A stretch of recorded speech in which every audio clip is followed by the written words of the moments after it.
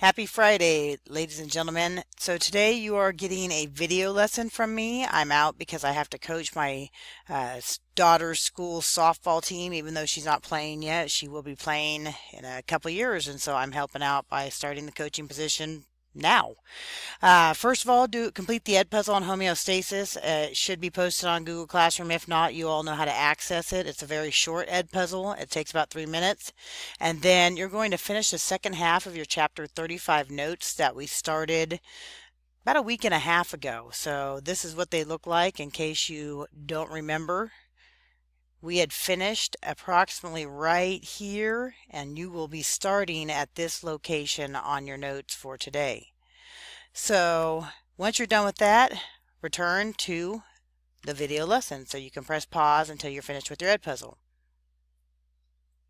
Okay, I'm assuming that you finished the Ed puzzle and are now ready to finish your notes. Homeostasis, I hope you know this already, but I like to say your body is like your home, and so homeostasis represents a stable internal environment. Just like we want your home to be stable, your body should also remain stable. How does it happen? Through a process that I like to think of what you have to do with your animals every day, which hopefully is to, what things you want to keep stable first. Hopefully you're coming up with your temperature, your water production or water availability. How does it happen? It happens through feedback inhibition. That's what I was talking about when I said hopefully you do this with your animals every day and think about feeding them.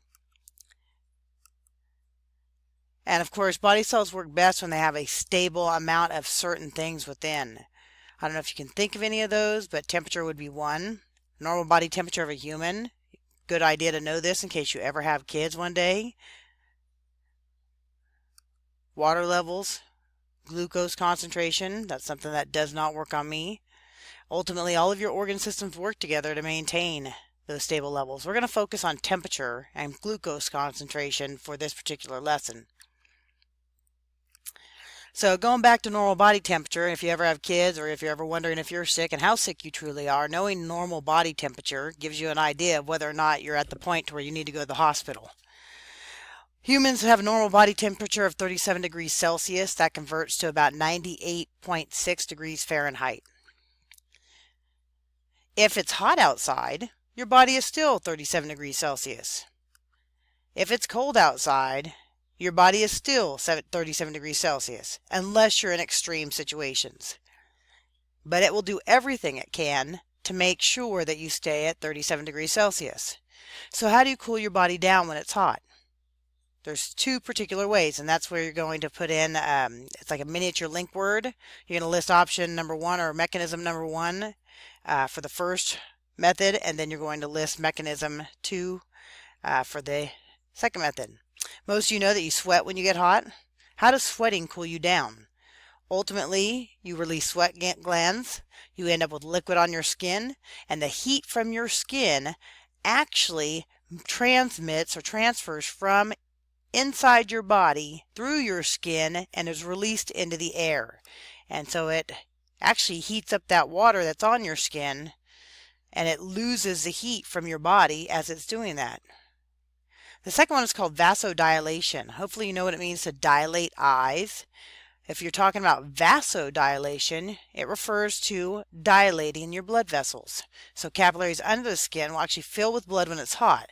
Blood carries your heat energy, and so that heat energy moves to the surface of your skin where it's ultimately released into the air.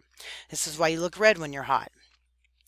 To show you an image of what happens when you sweat, temperature goes up, you release sweat, blood vessels open up, bringing more blood to the surface of the skin.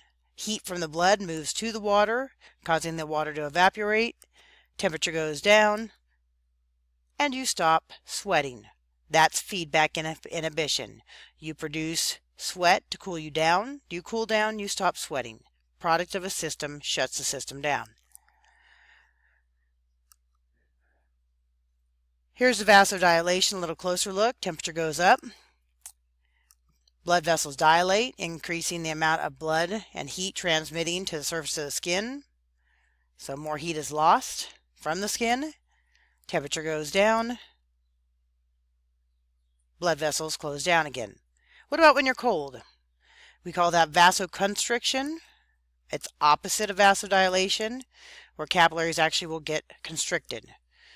Piloerection is where the hairs on your skin stand up, also known as goosebumps or chicken skin. And what happens, the air is trapped next to your skin in your hairs that are standing up, and your body actually warms up and creates an insulating layer to help keep you warm. To show you an image of it, temperature goes down, blood vessels constrict, less heat is lost to warm you up, temperature goes back up.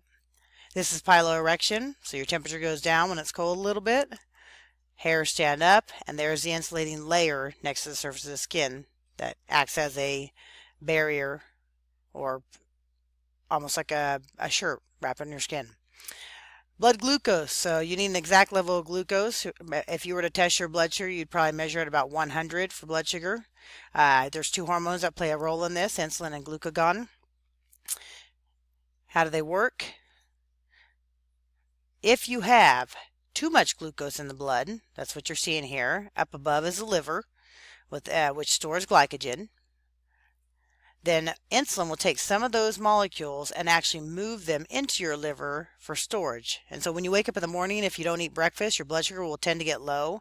Your liver will actually release that glycogen into your bloodstream to help bring your blood sugar up so that you don't end up in some emergency situation. On the opposite, if your blood sugar is low, that's what I was just talking about, then that extra glycogen that's in the liver will actually get moved back down into your bloodstream to help maintain a stable level of insulin, or I should say a stable level of sugar. In your notes, you should indicate with an arrow how the molecules are moving from the liver to the blood and vice versa, depending on where the levels are at in your blood.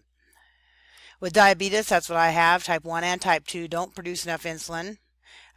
So when we eat food, if we don't take insulin and we don't have insulin, then the blood sugar will continually go up. So that's why I have to take insulin. So to show you a graph of what happens, here's a meal that's been eaten. Blood sugar goes up in a normal person, and you make insulin, and then your blood sugar comes back down. In the case of a diabetic, we eat a meal, and if we do not take insulin, the blood sugar continues to rise. I had an incident one time where I ended up at about 500. It's called diabetic ketoacidosis. It ended up I hospitalized because I'd forgotten. Actually, I did not have insulin feeding into me, so it could have resulted in a dangerous situation. Make sure you answer the understanding check. Once you're finished with that, you should use rest of period to work on your flip book. Don't forget it's due today. Or you can work on finishing your reflex lab, because I know several of you had not finished going through each of the stations. If by chance you are finished with both of those, pick up the chapter 4 link word, or 40, excuse me, for the immune system. It is the last link word of the year. Have a great day.